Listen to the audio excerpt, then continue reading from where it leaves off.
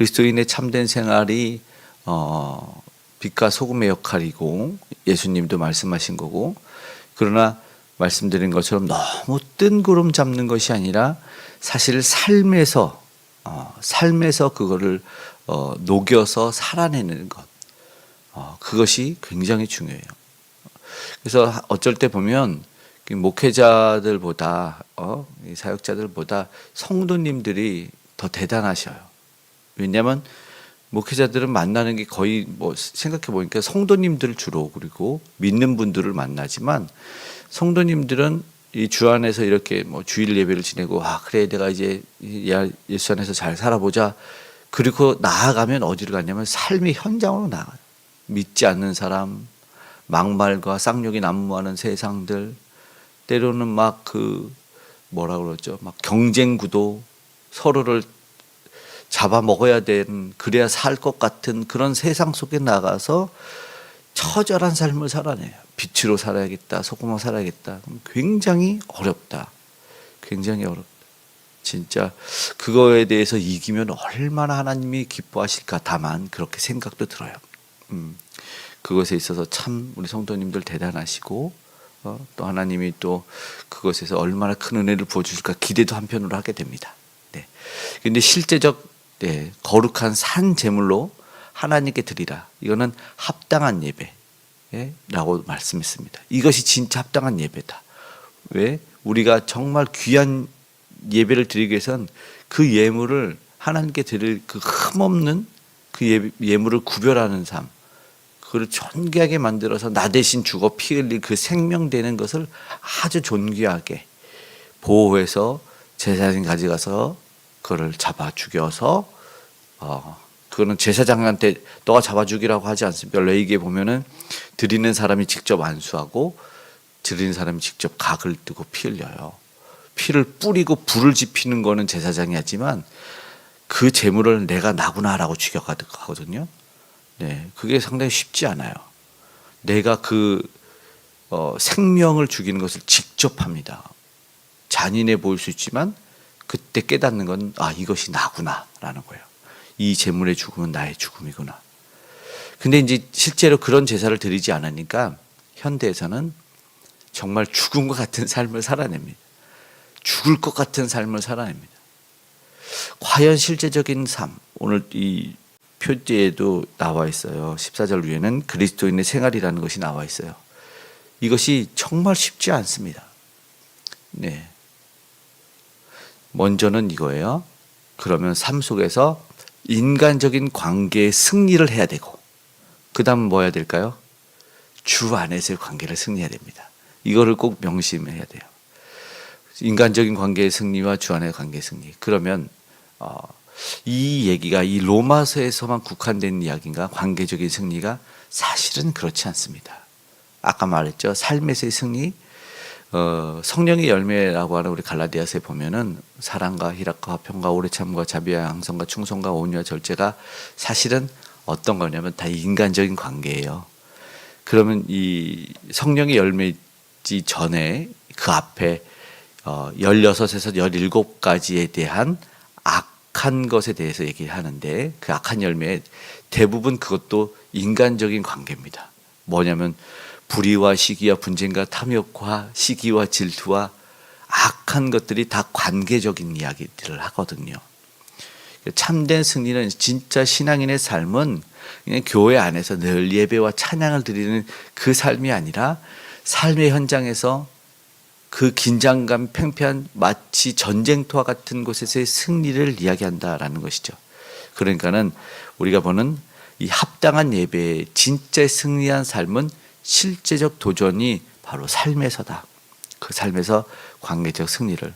사실 오늘 성경은 그런 게 있어요. 그냥 쭉 읽으면서도 내게 그냥 무슨 말 하는지 알아. 어떻게 살라는 줄 알아.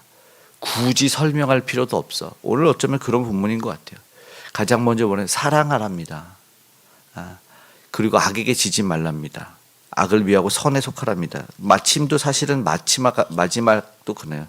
9절에 악을 미워하고 선에 속하라. 그리고 21절 끝날 때도 악에게 지지 말고 선으로 악을 이기라. 이렇게 끝납니다.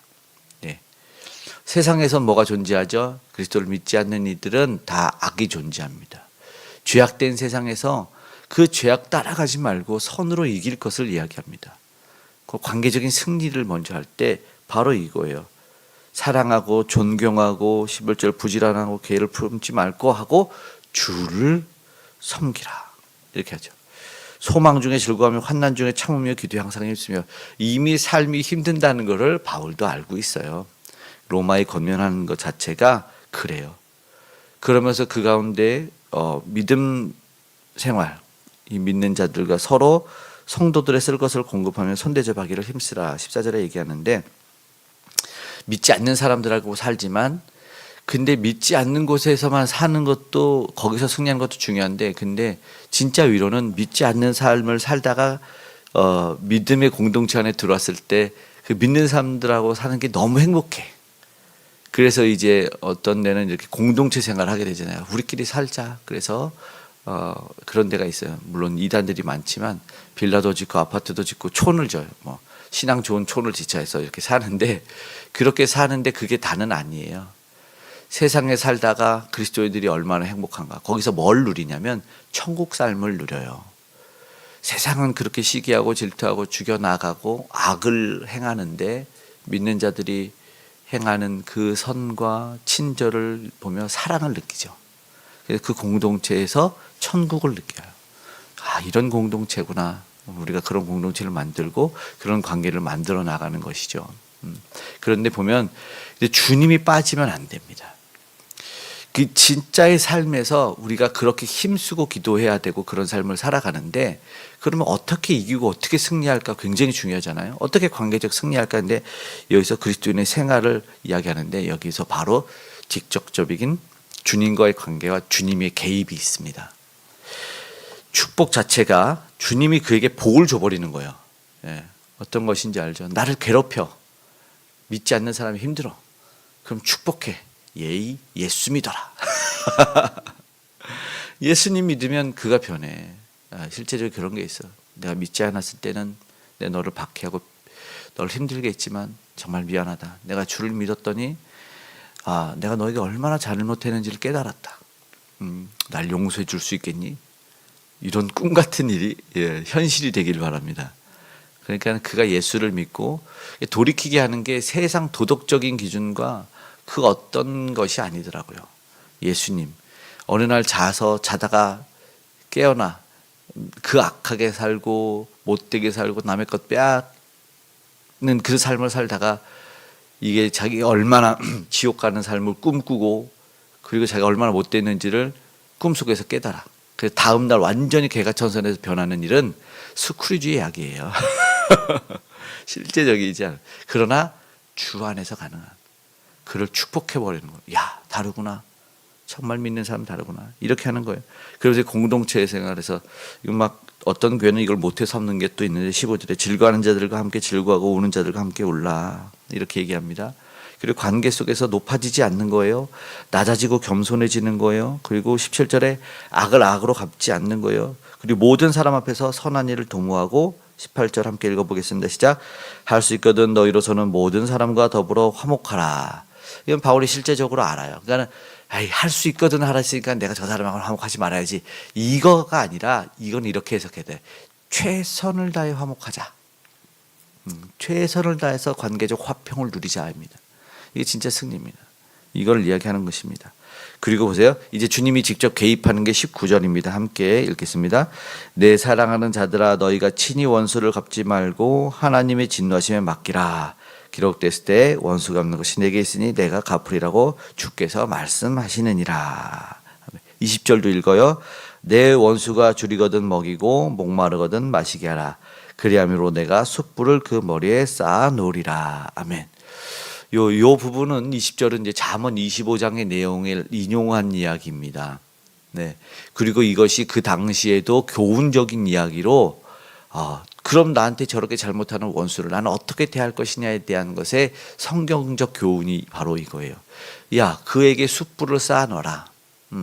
이게 뭐냐면 해석이 조금 몇 가지가 있는데, 이게 주님이 개입하는 건데, 믿는 자들, 그리고 하나님을 경외하는 자들이 행할 수 있는 실제적 답변인데, 이게 뭐냐면 불을 머리에 쌓아놓으면은 그 선이 그의 머리에 들어가서 어쩔 줄 몰라 하는 그런 모습을 그리기도 하고, 그리고 고대 근동의 이야기를 가져와서 이 불을 중요시할 때 우리나라에도 그것이 있었잖아요. 불 꺼트리면 소방 맞는 얘기. 그러니까 그 불이 소중할 때 그 불을 집에서 계속 간직해야 되는데, 옆집 나를 괴롭히는 철수 엄마가 불을 꺼트렸어.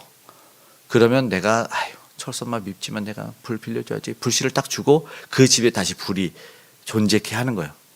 그러면 그 불씨를 받은 사람이 그 불씨를 가서 우리 집에 와서 영희 엄마네 와가지고 그 불을 높이 들면서 이 사람은 나한테 선을 행한 분입니다 라는 거를 공개적으로 칭찬하는 이야기를 하는 거예요. 이게 고대 근동에 있었던 풍습인데, 그렇게 함으로써 선을 그의 머리에 그러면서 그는 숯불을 들고 이 사람이 나에게 숯을 빌려주신 분입니다.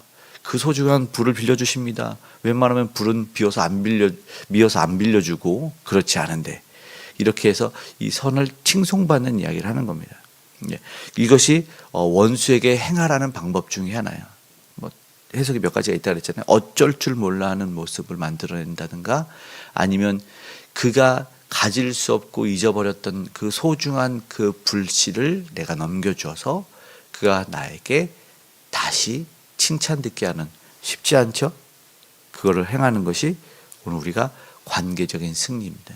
바울은 오늘 말씀이 구체적인 승리를 그리스도인이 이렇게 해야 된다고 사실은 이야기한 겁니다. 그런데 가장 중요한 것, 처음 9절과 21절 이야기했죠. 악에게 지지 말아라. 무슨 말입니까? 가장 중요한 우리 관계 속에 악이 틈이 탑니다.